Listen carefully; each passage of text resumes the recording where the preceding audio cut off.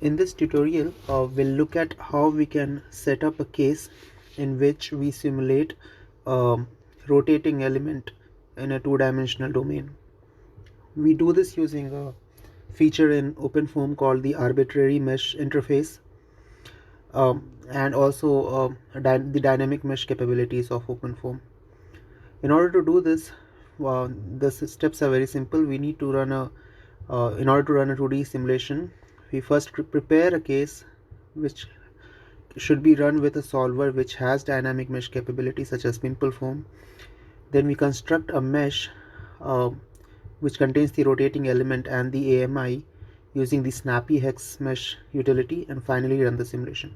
So it is assumed that the user is aware of the basics of OpenFOAM. However, it is not expected that the user knows, it has worked with SnappyHexMesh or AMI before. So we have this, in a square cavity we have a rectangular rotating element that we want to simulate. It's all two-dimensional, but since we have, if the rotor rotates, if the element rotates, then the mesh is going to deform, and it cannot deform a lot. So what we do in this case is we define a rotating region around the element, and that is called the AMI interface, which is basically a cylinder that goes over the rotating element, and then the cells inside rotate with the rotor. So let's see how we do this. Let me start the OpenFOAM environment, and once we are in there, let's make a directory. It's called SnappyAMI. We need to, so as we said, the step one is to set up a case which can run with the PimpleFoam solver, and our case is most similar to a cavity, two-dimensional lid-driven cavity case. So let's choose that particular tutorial and copy it here. So I'm using OpenFOAM 2012 ESI version. So I'm going to copy the cavity case to my present directory. Let's move inside. So there are the three directories as always. So just for sanity check, we are going to run the simulation and see if everything works correctly without us making any changes yet. So once you have run BlockMesh and the EcoFoam solver, we can see that the velocity contours are as expected. But we do not need EcoFoam here because this does not support the dynamic mesh option, because we'll be needing dynamic mesh to make our cells rotate along with the rotor. So let's search for the solvers which have this capability. You can go online and go to the ESI website, where they have a table which lists all the solvers along with the capabilities. So we look at dynamic mesh and see which of these solvers have it. So there's this cold engine and then engine foam. There's also PimpleFoam, and that is what we are going to be using. So let's go back and let's change the entry name to PimpleFoam, and let's run the simulation.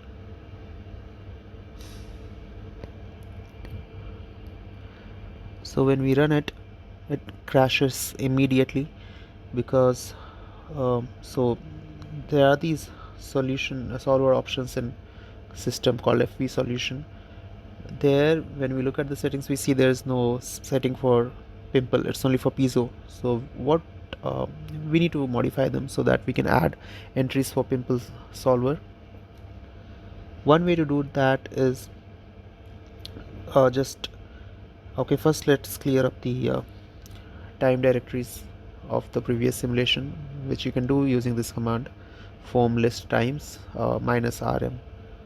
Once you do that, so what I was saying is we need entries for pimple solver, and we can get them from the tutorial cases which come with these OpenFOAM installation. So let's open them up in the file manager, so you can see side by side. On the left side I have my case, and on the right side we have these tutorials. So we'll go to a solver, a tutorial which uses the PimpleFOAM solver. We go to the laminar cases and we go to the AMI case and the laminar one, and let's just copy the FV scheme and FV solution from this to our own case. We copy and paste it. Alright, but again it fails because there's an issue with the transport properties. So we go back and we'll copy the files from the constant folder as well of this. So we go to constant and copy the transport properties and turbulence properties from there, and we paste it to our own directory. And let's see if it runs now. The transport properties are just basically says it's Newtonian, the fluid is Newtonian, and it specifies the viscosity. Let's see if it runs now, and yeah, it does. So we'll look at the results in Parafoam, and we see that this is in fact running, although for a very small amount of time because we only ran it for 0.5 seconds. Okay.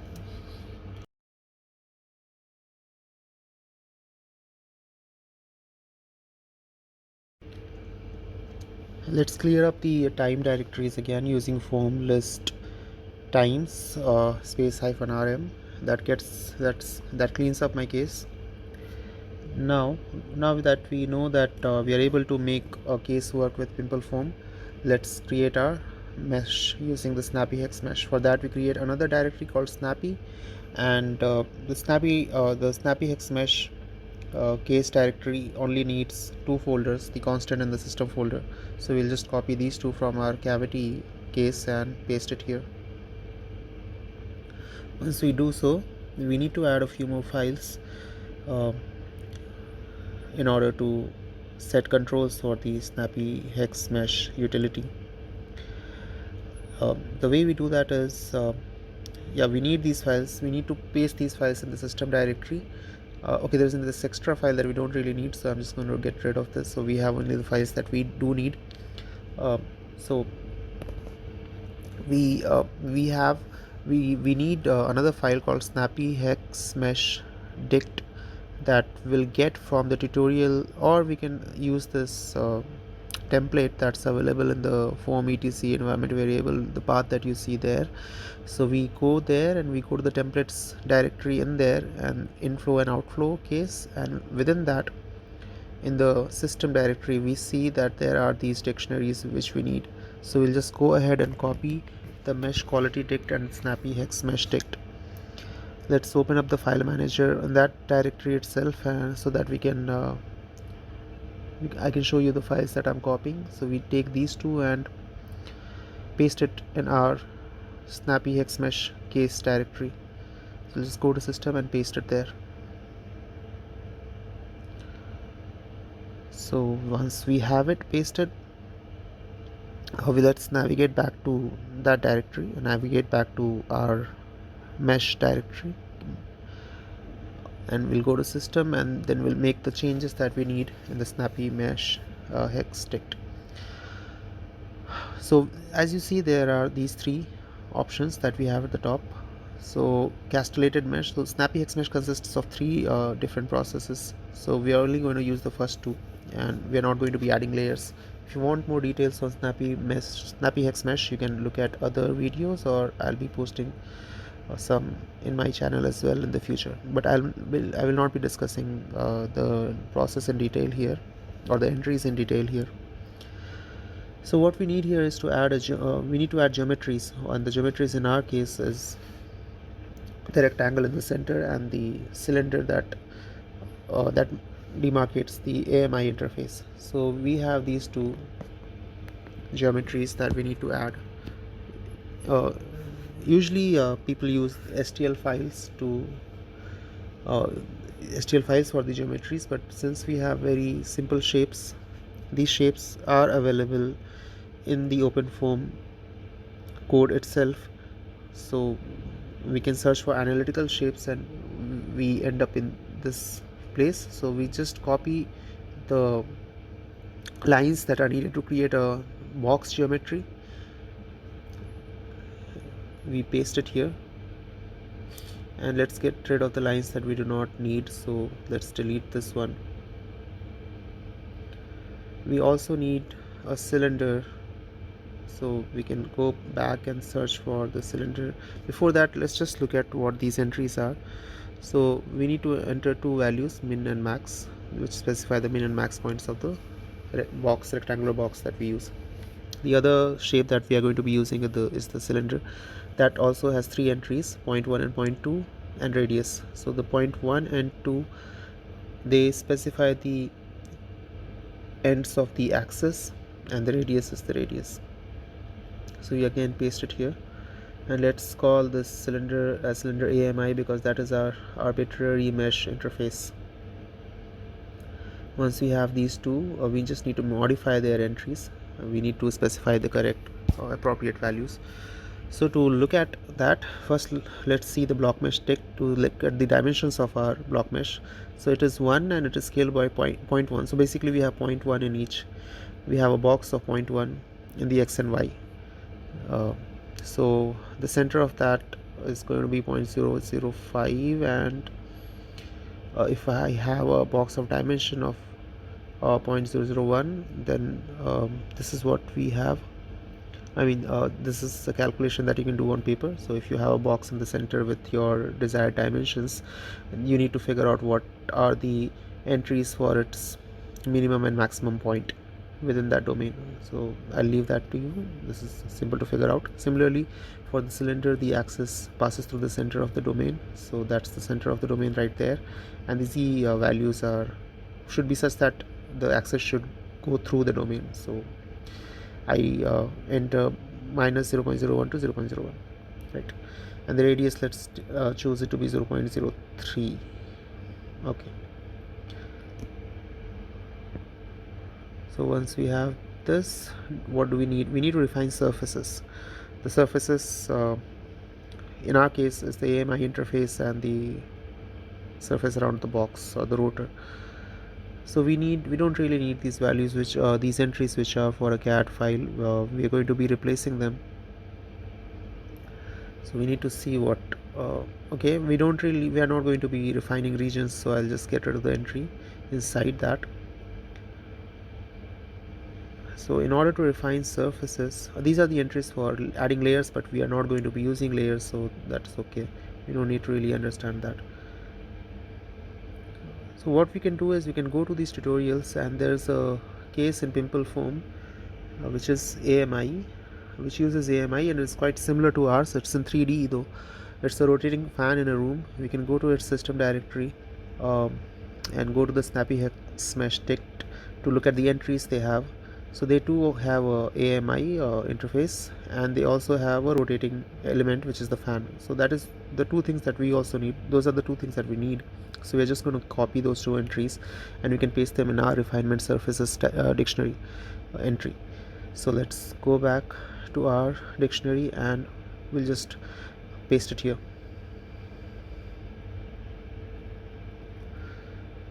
So the AMI is cylinder AMI in our case. That's the name that we have given to our AMI. So cylinder with a small c. These entries, again, the entries inside, they basically select the cells that are within the cylinder so that they can be rotated later. And for box, it's simple enough. We replaced their fan with our box because that is what rotates in our case, and I got rid of the extra entries because we don't need them. So yeah, let's go back, and yeah, so we are only using two here, the castellated mesh and snap. The snap basically snaps the mesh to the geometry that you have. We're not going to be using, or the lines below this are not going to be used because you're not adding layers, so I'm just demarcating that. The snap controls, again, we don't really need to specify much because this is not a tutorial on how to create a very accurate or very good mesh. It's just about creating a mesh that works. So we'll run block mesh to create the background mesh, and then SnappyHexMesh. It'll take some time.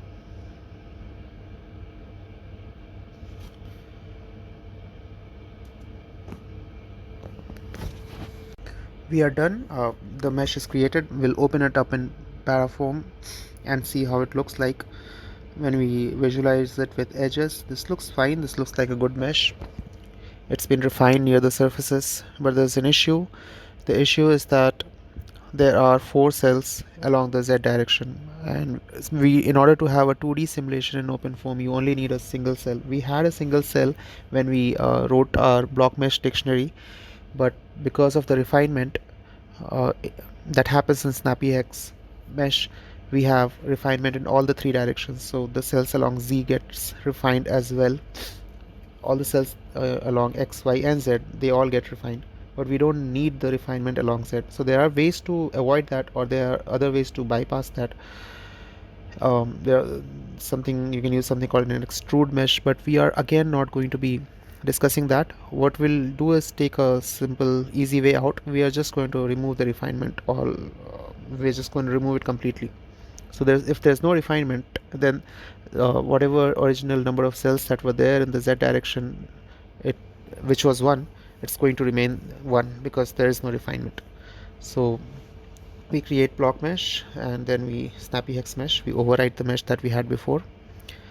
And now when we look at the mesh, we see that the surfaces, they're not refined, but we do not have the problem of having multiple cells along the z direction because there is no refinement. But the rest of the things are okay, but the cells look quite bad. The mesh looks quite bad. There's this gap that you can see between the interface. There's this gap that you can see, and overall the mesh does not look good. So what we can do here is, if we don't want to refine, if we don't want to let SnappyHexMesh refine the mesh, we can just refine it using block mesh so that it gets refined everywhere. So we use 100 cells along each directions. So the background mesh itself is refined, so we don't need to do further refinement. This is not a recommended way to do things, but again, we are only looking for a mesh that works. We'll look at optimizing it later on, maybe in future videos. So now after running block mesh and SnappyHexMesh again, when we look at the mesh, we see that when we look at the edges, we see that okay, this mesh is okay, this is all right, it's not that bad, although it's refined everywhere, and we have a single cell in the z direction. Again, when we look at the patches for the rotor and the cylinder, we see that there's a single cell in the z along the z direction, and that is what we wanted. So we have a mesh that's conforming to our requirements. Now let's go to the polymesh which is created when you create the mesh, and let's look at the boundary file within that polymesh. We see that the cylinder AMI and cylinder AMI slave, these are the 2 patches that have been created, but their entries need to be modified for it to work with the AMI utility or the AMI implementation in OpenFOAM.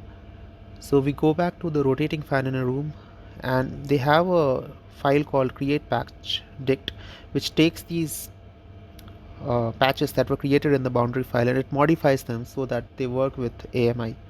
So these are the entries that are required when you have AMI patches. So this create patch dict is going to do that job for you. We'll just look at the patches, the AMI patches that you had created using SnappyHexMesh, and it's going to add the appropriate entries in the boundary file within the polymesh dict. So I'm just going to copy that and paste it in our folder, and we'll just navigate to that folder and open up create patch dict. The only changes that I need to make here is we need to rename the patch because what we have in our case is cylinder AMI, so I'm going to correct that. So I'm just renaming the patches to match with what we have in our own case. And now when we run create patch hyphen overwrite, it's going to add the proper entries to the polymesh boundary file. When we go there and when we open it up, we'll see that it has been modified to conform with the requirements. So we have AMI1 and AMI2 now. So our boundary file is okay, our mesh file is complete. So we have a proper mesh which we can just go ahead and copy. So I'm going to copy the polymesh directory completely, go to the cavity case and replace the polymesh which was there with the new and complete mesh. So we have our meshing ready. What we need to do now is to modify entries in the boundary conditions file, the P and the U. So again we'll go back to the fan in a room problem, and we'll look at what entries they have. So let's open up their P and U files, and we see that for AMI1 and AMI2 and the fan entries, they have certain type of entries. What we can do is we can just copy these three, because we also have AMI1 and AMI2, and we also have a fan which is called box in our case because it's a rotating element. So I can use the same boundary conditions here as well. So I'll just copy and paste and replace fan with box, because that is what we have. The name of the patch in our case is box. So I'll do the same thing for the pressure entries as well. Just copy AMI1, AMI2 and fan and paste it in our directory and just rename fan as box.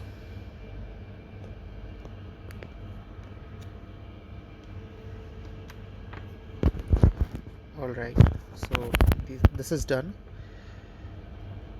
Anything else to do? So we'll go back to our folder.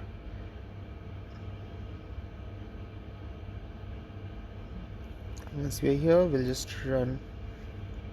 Let's go to the cavity folder, that is where our case directory is, and run PimperFOAM. This is running, and let's see if that it seems to be diverging because the coolant number is going up quite high.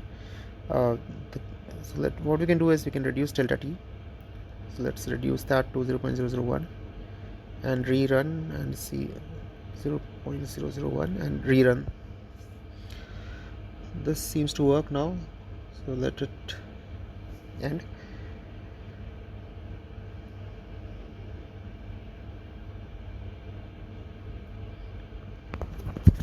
So when we navigate to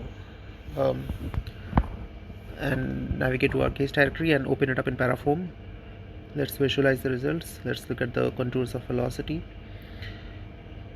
We see that okay, it's only run for 0.5 seconds, so we don't really see much. The rotor is not rotating because we have not specified anywhere that it needs to rotate. So we have just increased the time to 2 seconds now to see how the flow is. The rotor is not going to rotate because we have not asked it to do so yet. But let's see what happens. So the rotor will remain at its own place.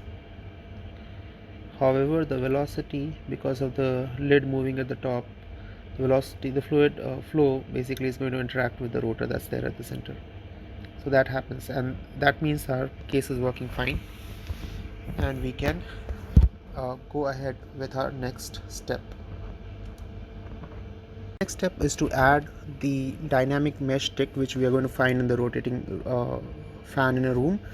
The dynamic mesh tick is going to let us, it's in the constant folder, it's going to let us add rotation to the rotor. So what we have here is imposed rotation. The rotation is not due to the flow, it is the rotation that we impart to the rotor. So we copy the dynamic mesh tick to our own case directory, and this is how it looks like. So basically it is going to rotate all the cells that are within the cylinder that we had specified. So the cells that surround the rotor are going to rotate along with the rotor. In order to specify the rotation, what we need to enter is the origin. That's basically the point that goes through the center of the rotor. The axis, in our case, it is the Z axis, that is the axis along which the rotor rotates. And omega is, we have just input some value. We need to specify these values here so that to make the simulations stable. So, and also let's reduce omega to 1 so that we have a stable simulation. Now with all these changes, and first let's remove the line, the earlier files, and then run the simulation. So when we run it, we can go ahead and open up ParaFOAM and see how the solution looks like. Let's look at the contours of velocity. Let us make these changes, give a nice color to it, and zoom it up a bit. Now when we run, we see that the rotor is rotating and also interacting with the flow because of the lid driven cavity. So thank you for watching.